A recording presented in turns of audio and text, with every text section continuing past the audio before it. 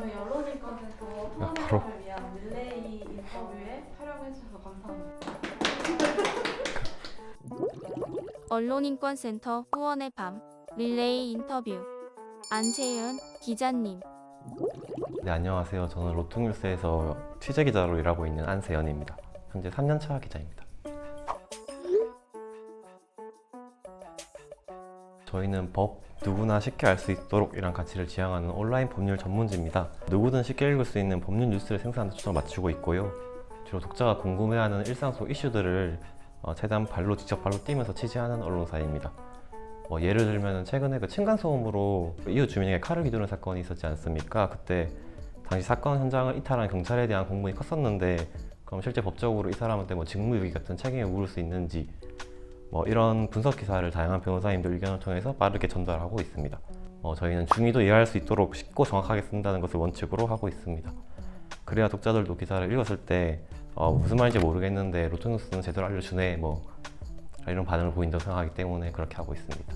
로통뉴스라는 어떤 차별화된 언론사 입사를 하시게 된 거잖아요. 혹시 입사하시게 된 계기나 에피소드가 있으신가요? 차별화된 언론사라고 말씀 주셔서 우선 감사하고요. 특별한 에피소드나 계기 같은 건 또 없었습니다. 그냥 일하다 보니까 여기가 잘 될 것 같다는 확신은 들었습니다. 남들과 똑같은 기사를 쓴 대신에 로통뉴스에서만 볼 수 있는 기사를 쓰고 있으니까요. 이렇게 계속하면은 독자들한테도 선택받는 기자, 선택받는 언론사로 성장할 수 있겠다라는 생각이 컸습니다. 또 실제로 입사한 뒤 올해 1월에 그 높은 경쟁률을 뚫고 네이버 카카오 뉴스 검색 제휴 서비스에 합격하는 등 성장하는 모습을 보이기도 했고요. 또 기자와 데스크끼리 서로 야야 안 하고 서로 니인비라고 존칭하는 문화도 마음에 들고, 그래서 덕분에 수평적으로 의견 교환도 이루어지고 있는 것 같고 기자들의 의견도 데스크에 적극적으로 받아들여지고 있는 것 같습니다. 또 디지털 시대잖아요. 거기에 잘 정하게 나가고 있는 것 같아요. 저희는 업무 활동 슬랙이라는 온라인 회의 플랫폼에서 주로 논의하고, 한글이나 워드 프로그램 대신에 구글 공유 문서에서 실시간으로 작업 같이 하고, 이런 점들에서 그렇게 느꼈습니다.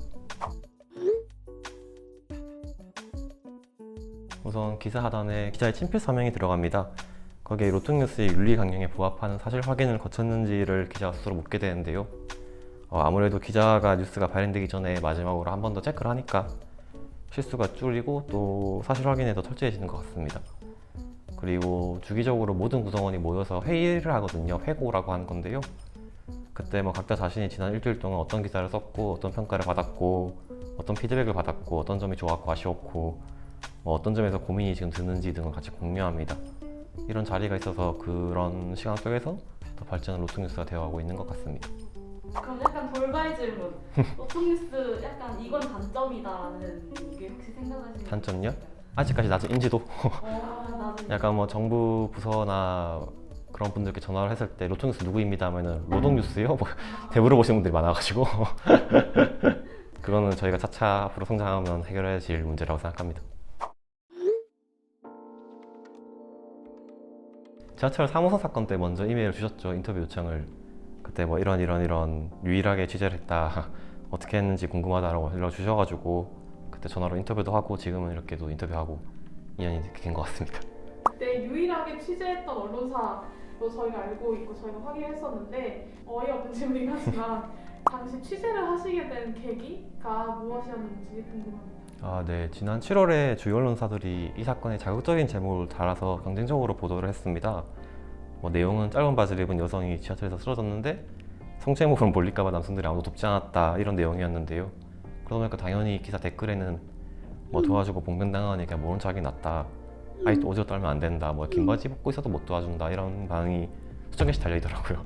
그래서 사실 원래는 팩트 체크를 하려던 게 아니라 그냥 댓글 내용과 같은 성추행 논란이 실제 법적으로 일어날 수 있는 일인지, 이런 우려가 타당한지, 진짜 도졌다가 처벌될 수도 있는지, 그런 사례가 존재했는지를 변호사님들 의견을 받아서 분석하는 기사를 쓰려고 했고요. 다소 오해가 있다는 걸 해소하기 위해서 하려고 했었습니다. 그런데 그 분석을 하려면 그 전에 먼저 정확한 사실 확인이 바탕이 되어야 되잖아요. 그래서 그걸 확인해본 언론이 없는 것 같아가지고 서울교통공사에 전화를 해봤더니 거기서 최초 내용이 사실인지 판단할 수 없는 상황이라는 답변을 받았고요. 일단 그 기사를 읽어주신 독자님들이 많았고요. 덕분에 일단 여론이 환기될 수 있었던 것 같습니다. 이후에 미디어 비평지인 미디어오늘이랑 미디어에서도 그 사건에 대한 비판 기사를 작성했고 저희를 언급해 주셨고, 또 KBS에 질문하는 기자들 큐에서도 무분별한 커뮤니티 보도, 부끄러움 모르는 언론이라는 내용의 보도에서 저희를 취재했습니다. 이후에 저희 내부적으로는 더 팩트체크를 더 열심히 하자 이런 기류가 생겼고, 원래도 노력했지만 더블체크 등을 더 많이 하게 된 것 같습니다. 또 물론 잘한다 칭찬하는 분위기에서 쓸리지 말자, 그런 자중하자는 분위기도 있었고요. 원인이라면 당연히 그런 자극적인 기사들이 조회수가 많이 나오니까 그런 거로 생각하고요. 해결책에 대해서는 그 질문하는 기자들 큐에서 조수진 장로회 신학대학교 교수님께서 말씀해 주신 내용에 저도 공감이 갔습니다. 저널리즘이 시대 상황에 따라 변화되는 건 당연한 일이다. 하지만 중요한 건 저널리즘이 어떤 형태로 변하든지 간에 그 가운데서 변하지 말아야 할 것들이 있다. 그게 사실을 전달하는 직업이라는 거, 그거는 변하지 않아야 할 것이다 라고 말씀해 주셨습니다. 저도 이 말에 동의하고요. 그래서 언론사의 자성이 필요하고, 또 만약 자성이 안 된다면은 언론인권센터 같은 외부 기관의 모니터링 등을 통해서라도 개선이 이루어지는 게 좋을 것 같다고 생각합니다. 논평 발행이 가장 인상 깊었습니다. 매주 금요일마다 논평이 나가는 걸로 알고 있는데요. 저한테도 메일이 오더라고요. 그래서 사실 메일을 열어볼 때마다 긴장합니다. 혹시 이번에 내가 쓴 기사에 문제가 있었던 거 아니겠지? 하고. 그래서 이런 논평 발행이 되게 저희를 감시하는 기분이 들어서 좋은 것 같습니다.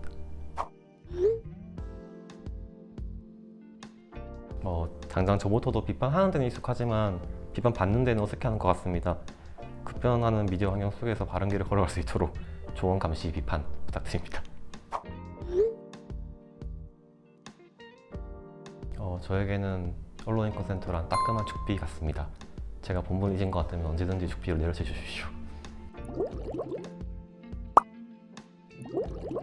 제가 좋아하는 시인 중에 김소연 시인이 있는데요. 그 시인 분이 시 중에 이런 구절이 있습니다. 사람의 울음이 이해한 자는 그 울음에 숨겨한다. 저는 이 말을 기사를 쓰기 너무 힘들거나 내가 왜 기자가 됐을까를 생각할 때 항상 떠올리고요. 그래서 이 말을 각자의 자리에서 분투하시는 분들이 한 번씩 힘들 때 떠올렸으면 합니다. 언론인권센터와 함께 물보라를 일으킬 서퍼가 되어주세요. 감사합니다.